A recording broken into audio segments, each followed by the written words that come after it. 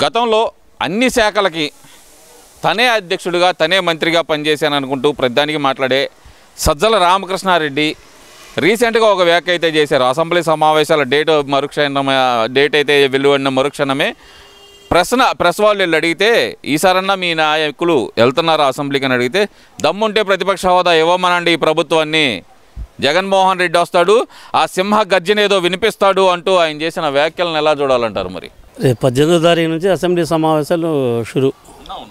వీళ్ళకి అసలు చదువు ఉందో లేదో తెలియదు, వీళ్ళు ఎమ్మెల్యేలు ఎట్లా అయ్యారో తెలియదు, మంత్రులు ఎలా పనిచేశారో తెలియదు, ఆ ఉన్నతాధికారులతో పనులు ఎలా చేయించారో కూడా తెలియదు. కనీసం బుద్ధి జ్ఞానం ఉన్నాడు ఎవడైనా 11 సీట్లు వచ్చిన వ్యక్తికి ప్రతిపక్ష హోదా ఉందని 28 రాష్ట్రాల్లో ఎక్కడైనా ఇచ్చింది ఉందా? అసలు బుద్ధి ఉందా? వీళ్ళ పొద్దుగులు అడుక్కోవడానికి సిగ్గన్నా ఉండాలి కదండి. 10% మ్యాండేటరీ ఎట్టయిద్ది? అది నీకు పబ్లిక్ ఇవ్వలేదు, నీకు పబ్లికే ఇవ్వలేదు. నీకు 11 సీట్లకు పరిమితం చేసినాక నువ్వు వచ్చి ప్రభుత్వాన్ని డిమాండ్ చేయటం, ఇవ్వండి సింహగర్జన, నువ్వు చేసావుగా 5 ఏళ్ళు సింహగర్జన. దాని దెబ్బకు పులులు కూడా పారిపోయినాయి, అడవుల్లో పులులు సింహాలు మొత్తం పారిపోయినాయి. ఇక పొద్దుగులు ఆ గర్జన ఆడ చూస్తాం మేము ఇక్కడ. ఆయన కూడా ఉన్నారు కదా సకల శాఖ మంత్రి. సకల శాఖ మంత్రికి ఏమీ లేదు, రేపు ఆయన కొడుకును కూడా అరెస్ట్లో ఉంది. మద్యం అసలు కేసే కాదు, మద్యంలో అసలు కేసే లేదు, మోసమే జరగలేదు, డబ్బు ఎవ్వరూ తినలేదు అంటున్నారు. 6 కోట్లు పెట్టి చెవిరెడ్డి భాస్కర్ రెడ్డి గారు ఏ స్టేట్మెంట్ ఇచ్చారు? మా నాన్న మద్యం తాగి చనిపోయారు, మద్యం అలవాటుతోటి, దాని మీద నాకు మద్యం అంటే అసహ్యం, మద్యం జోలికి పోను, మద్యం సొమ్ము ముట్టుకుంటే పాపం, ఆ శ్రీనివాసుడే నన్ను కాపాడుతాడు, ఆ పాపం నేను చేయలేదు అన్నాడు. మరి ఈరోజు మద్యం కుంభంలో ఆయన చెవిరెడ్డి భాస్కర్ రెడ్డి తిరుపతి నుంచి భూదందా ఎలా చేశాడు, రియల్ ఎస్టేట్ వ్యాపారం ఎలా చేశారు పేపర్లో చదవండి. ప్రతి ఓళ్ళు మాట్లాడేవాళ్ళే కంటి ముందు పేపర్లు పెట్టి ఏం సార్ దీని సమస్యకు పరిష్కారం ఏందండి, ఇది మీరు చేసిందే కానీ సిట్టు చూపిస్తుంటే నాలికలు మడతలు పడుతున్నాయి. నాలికలు మడతలు పడిపోయి ఏం చేయాలో తెలియక వీళ్ళు చేసిన పాపాలు ఒకటి దొంగతనం అదేదో తనం అంటారు, ఎప్పుడూ దాగవు. కాకపోతే ఏంటంటే నీ 5 ఏళ్ళు నీ గవర్నమెంట్ ఉంది కాబట్టి ఏం చేసినా చెల్లిద్దరు చేశారు. తర్వాత ఒక్కోటి చేసిన పాపాలు మొత్తం పుట్టలోంచి పాములు బయటకు వస్తున్నాయి. ఇక అలాంటప్పుడు నువ్వు నేనేం చేయలేదు, జగన్కి వచ్చి ప్రతిపక్ష హోదా ఇవ్వండి, ఆయన అసెంబ్లీ మొత్తాన్ని దద్దర్లేసి డీజే సౌండ్ పెడతాడు, డీజే టిల్లులా పాటలు పాడతాడు, డ్యాన్సులు వేస్తాడు అంటున్నారు. ఏం మాటలేవి? మాట్లాడడానికి అర్హత కావాలా?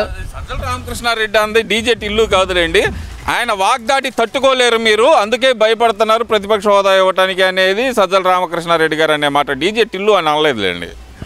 కాదులేండి, సింహగర్జన అంటున్నారు కదా, డీజే టిల్లులో కూడా డీజే పాట మంచి హైలైట్ అయింది. ఆ పాట డీజే టిల్లు అనే పాట. అట్లాగే సింహగర్జన అంటే అదేమన్నా పాట ఏమన్నా రాశారా? ఏమన్నా ఉన్నారుగా, వైసీపీలో కొంతమంది నిర్మాతలు ఉన్నారు, దర్శకులు ఉన్నారు, వ్యాఖ్యాతలు ఉన్నారు, చాలామంది ఉన్నారు. సినిమాకి రైటింగ్ రాసేవాళ్ళు ఉన్నారు, కథలు రాసేవాళ్ళు ఉన్నారు, చంద్రబాబు లాంటి వ్యక్తిని తీసుకొచ్చి ప్రతిష్ఠించే వ్యక్తులు ఉన్నారు, ఆర్జీవి లాంటి వాళ్ళు, దానికి తోడ్పాటుగా దాసరి కిరణ్ గారు లాంటి వాళ్ళు ఉన్నారు. అరెస్ట్ అయ్యారంటే చేసిన తప్పులండి.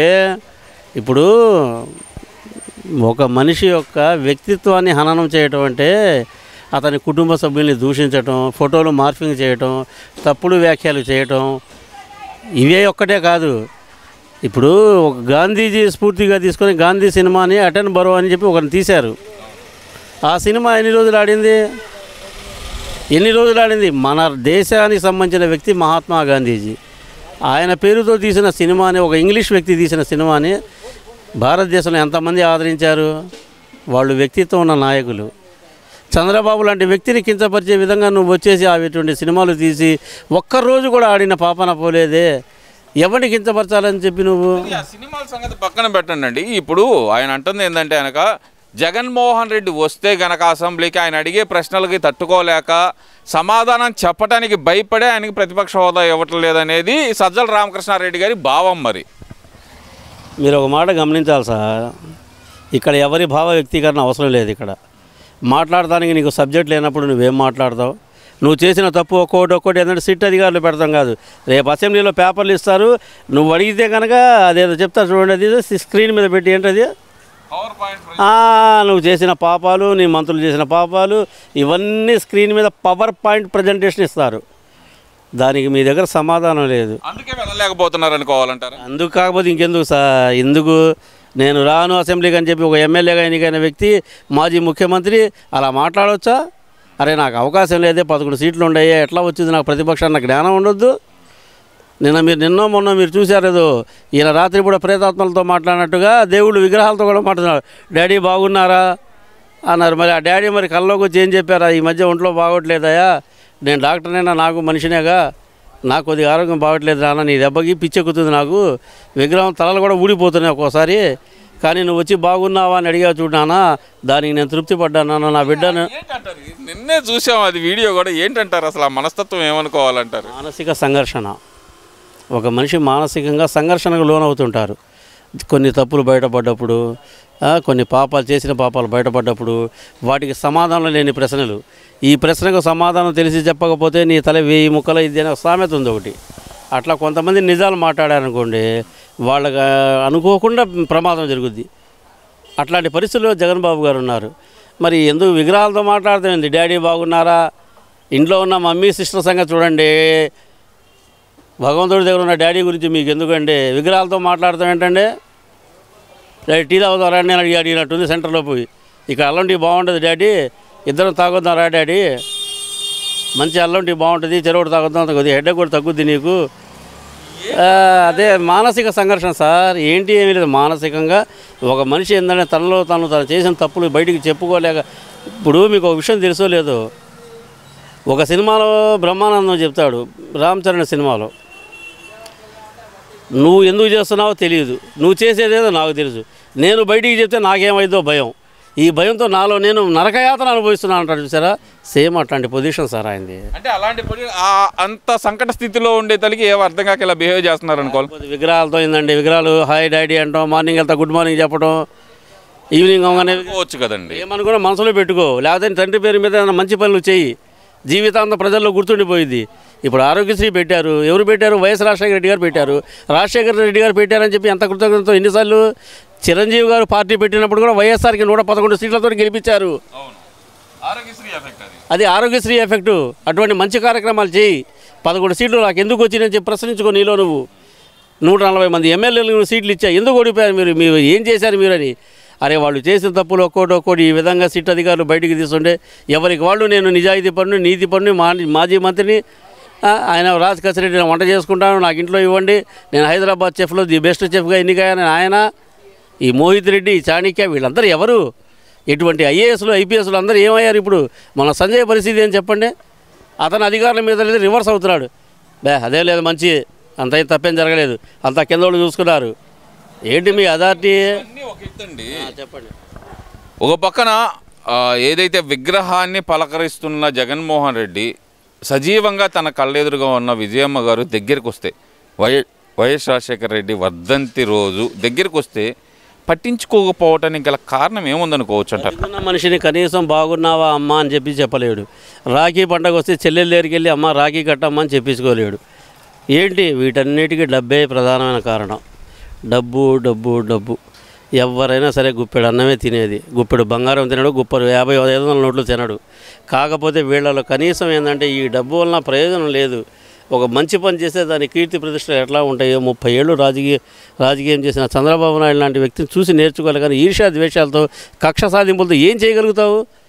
నీ గవర్నమెంట్ ముద్దులు పెట్టి, మురిపాలు పెట్టి, ఆ ప్రేమ అభిమానాలు చూపించబట్టేగా నీకు 151 సీట్లు ఇచ్చింది.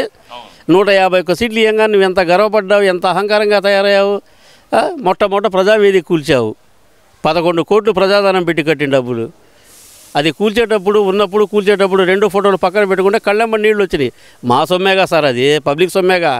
చంద్రబాబు నాయుడు సొమ్మ, లోకేష్ బాబు సొమ్మ ఏమన్నా కాదుగా, ప్రజాధనం. అది ప్రజాధనం కట్టిన దాన్ని నువ్వు ఫిర్యాదుల కోసమో లేకపోతే దేనికైనా ఆఫీసర్స్కో ఎంప్లాయీస్కో సచివాలయకో వాడుకోవచ్చు.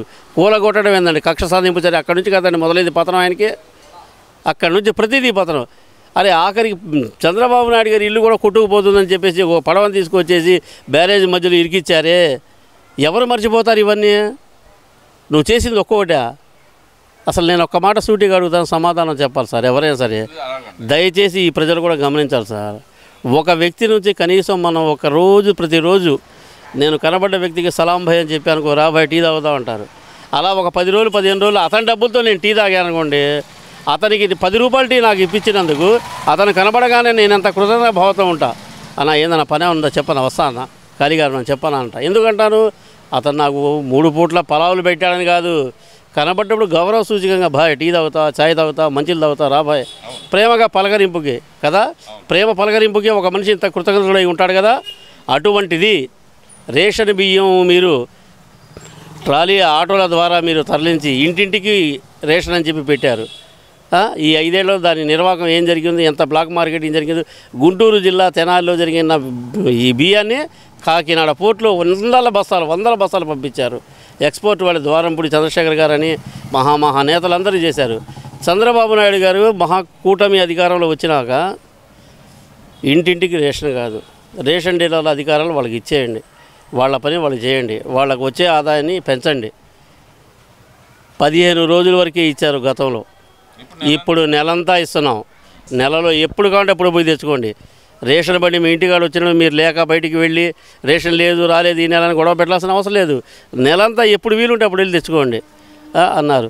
ఆ రేషన్ బియ్యం పంపిణీ చేసిన ఆటోలు ఉండేది చూసారా, 6,50,000 రూపాయలు ఒక్కొక్క ఆటో. దాన్ని ఎవరైతే ఆపరేటర్లు నడిపారో వాళ్ళందరికీ ఉచితంగా ఇచ్చారు. ఉచితంగా ఇచ్చిన ఘనత చంద్రబాబు నాయుడు గారిది. తీసుకున్న వాళ్ళు గత 5 ఏళ్లలో వైసీపీకి అనుకూలంగా ఉన్నారు. బట్ అది వేరే విషయం. వీళ్ళకు ఉద్యోగాలు ఇచ్చాడు, ఆటోలు ఇచ్చాడు, వీళ్ళందరినీ తిరగడానికి బళ్ళు ఇచ్చాడు, ఆ బియ్యం అట్లా బ్లాక్ మార్కెట్కి అమ్ముకోవడానికి అవకాశం ఇచ్చాడు. కాబట్టి వాళ్ళు కృతజ్ఞతగా ఉండొచ్చు. బట్ కానీ ఇప్పుడు అదే ఆటోలని అదే ఆపరేటర్లకి ఉచితంగా ఇస్తే ఏ ఒక్కరైనా కృతజ్ఞతా భావంతో ఒక్కరైనా సరే కృతజ్ఞత, నాకు బాధ కలిగేది అదే సార్, నా మనస్ఫూర్తి చెప్తున్నా. ఏ ఒక్క ఆపరేటర్ అయినా అయ్యా గతంలో ఆ ప్రభుత్వ హయాంలో మేము పనిచేసినప్పుడు వాళ్ళకి అనుగుణంగా చేసాం, మాకు అనుగుణంగా మార్చుకున్నాం, మేము సంపాదించుకున్నాం. ఇప్పుడు అదే ఆటోలు గవర్నమెంట్కి అప్పచెప్పాల్సిన బాధ్యత ఆపరేటర్కి ఉంది. కానీ ఈ గవర్నమెంట్ ఏం చేసింది, వాళ్ళ స్వయం ఉపాధి పోయిద్దని దాని మీద ఉన్న స్టిక్కరింగ్ తీసి మీరు అనఫిషియల్గా ఏదైనా ఎగుబడి దిగుబడి అంటే మూటలు వేయటం తీయటం ఏదైనా షాపుల కింద పెట్టుకొని వాడుకొని ఉపాధి పొందమని చెప్పి ఇచ్చిందండి.